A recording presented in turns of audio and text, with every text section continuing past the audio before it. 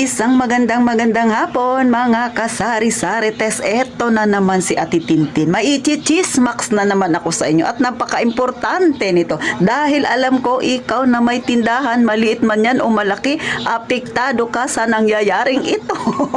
Kung gusto mong malaman, huwag ka nang mahiya, mag-subscribe ka na kay Ate Tintin at paki-like na rin ang video na ito kung talaga namang relate ka, pero sigurado ako makaka-relate ka dito.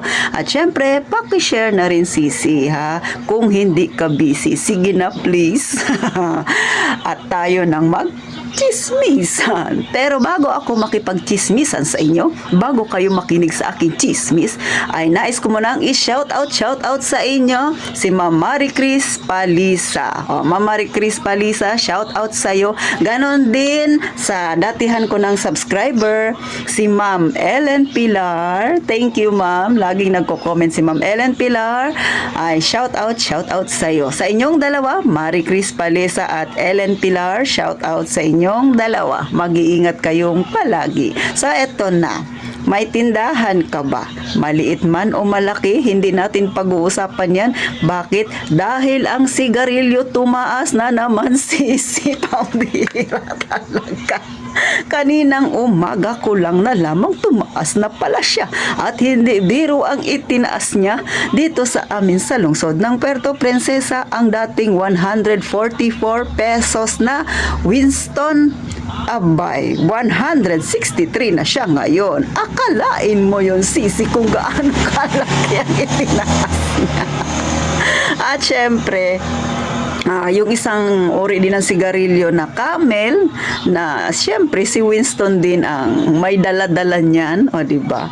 Aba, ang dating 110, ngayon ay 128 na, 18 pesos ang itinaas niya. Sus Mariosep talaga.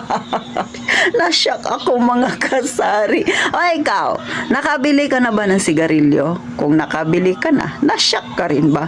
O yan ang sinasabi ko sa inyong mga kasari ha, nung mga nakaraan kong na-vlog, na kung ikaw ay kinukuha mo lagi ha, yung kita ng iyong tindahan, hindi ka nagtitira, sabihin na natin na 20% ang ipinapatong mo sa iyong paninda, tapos nag-maintain ka lang dyan mga kasari. O sino nakakaalala noon, nung example ko na kung 2,000 yung iyong benta sa buong maghapon, 20% ang pinatong mo, syempre 400 sa'yo doon.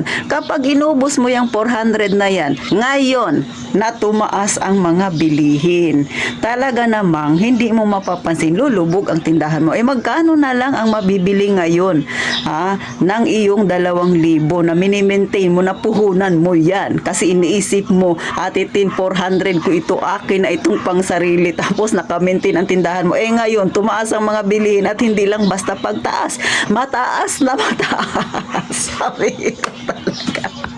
Eto mga kasari, simpleng kwentuhan lang ito dahil nasyak ako. Nasyak ka rin ba? Sino ang mga nasyak din sa presyo ng sigarilyo?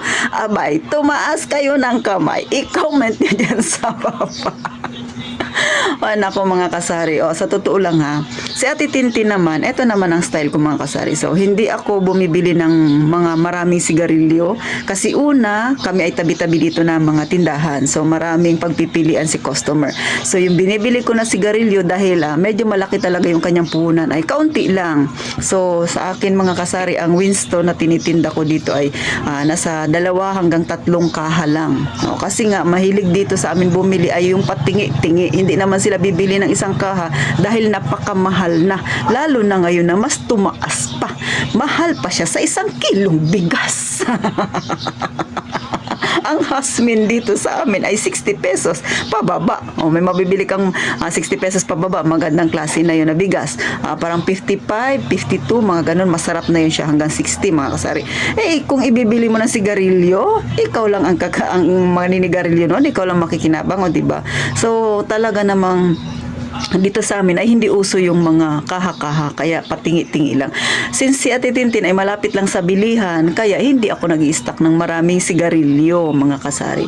Then siguro yung mabenta dito sa akin yung medyo mura ay Camel. Dati ang bintahan, ngayon ang bintahan dati ay 110 pa, kasi yung bili ko noon ay 7 pesos. Tapos pagka medyo dito siya talaga sa akin bumibili, ay binibigay ko ng 3.20 para fast moving siya. Pero ngayon, tumaas na naman siya ng 18. So, ibig sabihin, baka mag 8 pesos na ako kasi 18 yung itinaas niya mga kasari. 18 pesos. So, medyo malaki talaga. Sa titintin talaga, hindi ako bumibili ng kaha-kaha. Kasi dito naman mga kasari, kahit ng isang rim. Kasi dito naman sa amin, per kaha or per rim, same price siya. Wala naman siyang discount. So, bakit ka magtatambak ng sigarilyo? Yan, laki-laki ng puhunan. So, doon tayo sa fast moving. Iwan natin yung mga slow moving na yan. Magkaroon man tayo ng paninda niyan, pero kaunti lang. Yan ang mga payo ko sa mga baguhan pa lang sa pagtitindahan. Pero, syempre, nasa sa inyo naman yan. Ito sa akin ay sinasabi ko lang yung aking experience, mga kasari. Pero kung marami ka namang pampuhunan, sumigi ka. Lalo na sa sigarilyo, magtambak ka kasi baka tumaas na naman siya. Pero ako, wala akong pang puhunan na ganyan kalaki mga kasari. Mas prepared ko yung ilagay yung aking punan doon sa mga fast moving. So yan lang ang topic ni Ate Tintin. Medyo iiklian ko lang dahil nga tumaas na naman ang presyo ng bilihin ngayon. Nakakasyak siya. At siya nga pala mga kasari, kabilang din dyan yung pagtaas ng gulay. Dito kasi sa amin napakalayo namin dyan sa yung mga carrots na yan, mga cabbage na yan, di ba sa mga medyo malalamig yan siya itinatanim. So malayo kami. So napakamahal sa amin dito yung carrots ay 170. Halos kapresyo niya na ang manok. Ang manok dito sa amin 200 ang kilo. Imbis na magbili ako kanina, hindi na ako nagbili para akong nakuryente na ganun ako sa magkano ang carrots? Pag sabi niya na 170, ay parang nanginig ako, binalik ko na lang. Hindi na lang ako magluto ng minudo. Pambira talaga. So, pinapatawa ko lang kayo. Pero, ito yung realidad mga kasari. Hindi natin talaga hawak ang pagtaas ng presyo. Kaya, kung ikaw ay may tindahan, matuto kang maging disiplinado sa sarili mo. Lalo na sa paghawak ng pera. Kasi, pataas na ng pataas ang mga bilihin ngayon. At syempre, dapat meron kang ipon. Kasi nga, kakailanganin mo yan kapag ka nagkaroon ka ng kaunting problema. Maaring pandagdag ng puhunan, maaring kung meron kang bilihin na pwede mong idagdag dyan sa iyong tindahan, ay magagamit mo yan. Kaya mga sisi sa mga kagaya kung may maliit na tindahan, hinay-hinay lang. At syempre, yung ating tindahan ay pangalagaan natin. Yan ang payo ni Ate Tintin. So hanggang dito na lang mga kasari. Gaya nga ng palagi kong sinasabi, huwag kayong masyasyak sa presyo ngayon. Char lang. Mag-iingat tayong palagi, mga kasari.